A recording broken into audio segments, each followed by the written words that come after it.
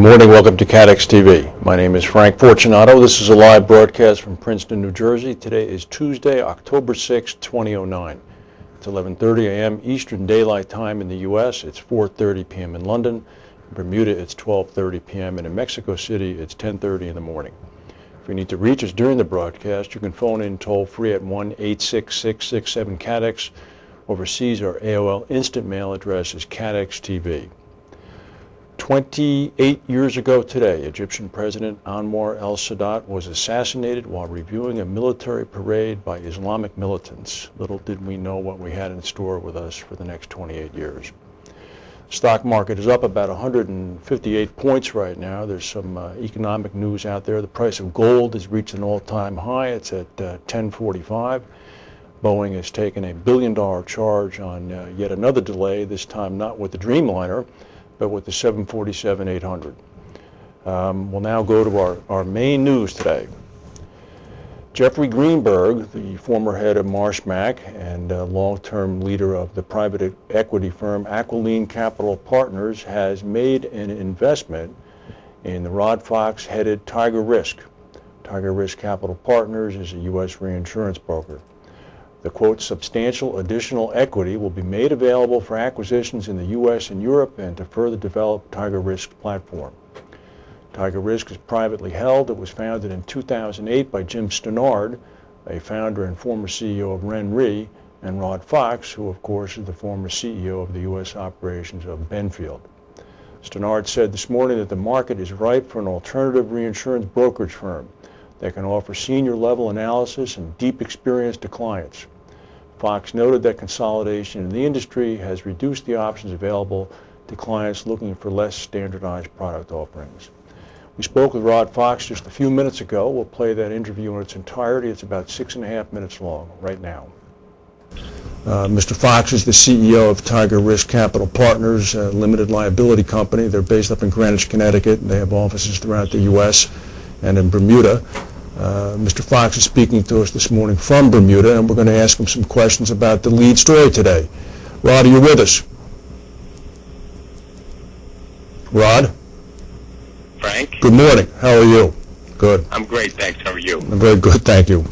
Listen, I just wanted to then find out, this is pretty big news for Tiger Risk. Aquiline is a big partner with Conning and Company under their belt, and their initial investment with Validus back in 06 or so.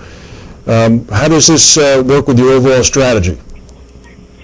Well, Frank, we've actually been talking with the Aquiline folks for a while, and while we don't need a ton of capital right now, we think Aquiline is a great partner with their deep relationships, knowledge of our business. Jeff Greenberg, Chris Watson, Bill Malloy, Ian Smith. There's some outstanding insurance professionals working at that firm. And Aquiline gives us the ability to continue to develop our platform and look at future opportunities, whether those are people, acquisitions, expansion beyond the U.S. And they're very interested. They had the opportunity to look at lots of different people within the reinsurance space, and they chose us, and we're very pleased about that. I couldn't help but notice that some of the press this morning indicated that, quote, it was a substantial investment, substantial amount of equity. Would you be able to comment on amounts, numbers, anything at all like that? We are not disclosing the terms of the transaction. I'm not sure it's germane. Aquiline will start as a minority partner and have committed substantial, and that's in the hundreds of millions of dollars to Tiger. One thing that we've been noticing is, and you'd have to be blind to miss it, but when you look at the reinsurance broker community now, you've got lined up on one side the big three, the big four, depending upon who you categorize them as, and on the other side you essentially have everybody else. And there's that often quoted number that 86% of the reinsurance premium is handled by 4 reinsurance brokers. The strategy, I guess, that Jeff Greenberg has bought into, so to speak, is to try to offer an alternative for not only those 14% who are not wedded to the Big Four, but also for the 86% who are currently placing through the Big Four. Yeah, I think that's right. And, Frank, I could talk about this for an hour. But yeah, I love that 86% number. I don't think we're going to put any big guys out of business, but I really believe at my core that there's a place in the market for a very high-quality independent. And there's a place in the market for that company for the clients that are dying to have a different view from very experienced professionals.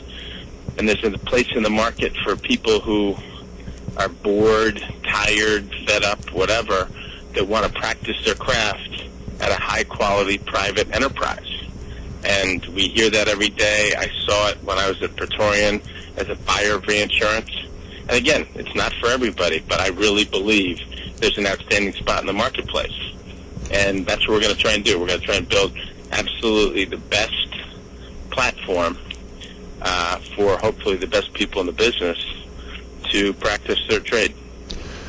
And I think we've got a great start, and Aqualine coming in is the next step in our development, and we'll see where it takes us. We are not aiming to be, gargantuan. We just want to have a very, very well-respected, well-run operation. One final question. One thing that you've historically been known for, and in our social interactions since I've known you, you continue to talk about it, the future of electronic trading, electronic bourse, electronic exchanges for reinsurance. Where's your view on that these days? Yeah, my view hasn't changed. I mean, I think back about our early forays, and tragically we were probably a little too early, and I think we both learned a lot about the way those interactions will occur in the future. And no doubt in my mind there will be more electronic interaction. I'm not saying trading necessarily, but interaction in the reinsurance business in the future. Whether that's this year, next year, or whenever, it will happen. And I think you guys are well positioned to be a part of that. I really do. Well, given Aqualine's investments in financial technology with hedge fund software and trading systems, I assume that the future of reinsurance into an electronic vein is something that perhaps came up in your discussions with Jeffrey Greenberg? Oh, absolutely. And I look at it, and I look at margins in the brokerage business generally, and there has to be a better way. I mean, it works in just about every other financial market around the globe, and there's got to be a place for it in the reinsurance market. Well, very good, Rob. We appreciate the time you took today. I know you still have a lot of friends in Minnesota who are going to be glued to their TV screens at 5:25 p.m. Eastern Time today as they watch the Twins play the Tigers in the playoff.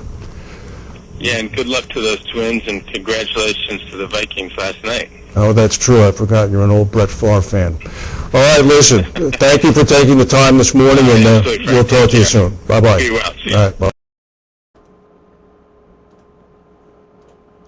In other news, a powerful typhoon is barreling toward Japan as we speak.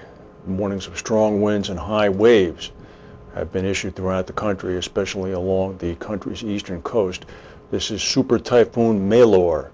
It's coming in, as you see, from the southeast, and it's going to skirt up to the north.